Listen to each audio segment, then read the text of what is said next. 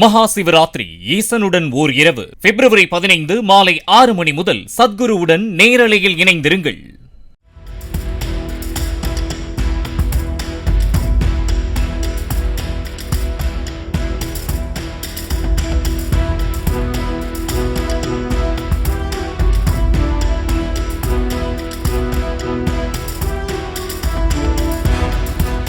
ஹவுராவிலிருந்து கன்னியாகுமரி நோக்கி சென்ற விரைவு ரயில் சென்னை எழும்பூர் ரயில் நிலையத்தில் நின்றபோது ரயில்வே பாதுகாப்பு படையினர் சோதனை மேற்கொண்டனர்.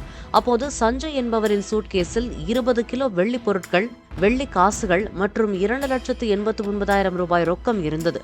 ஒடிஷாவிலிருந்து சேலத்துக்கு வியாபார நோக்கத்துக்காக அவற்றை எடுத்துச் செல்வதாக சஞ்சய் கூறிய நிலையில் உரிய ஆவணங்கள் இல்லை என்பதால் அவை பறிமுதல் செய்யப்பட்டு வருமான வரித்துறை அதிகாரிகளிடம் ஒப்படைக்கப்பட்டது.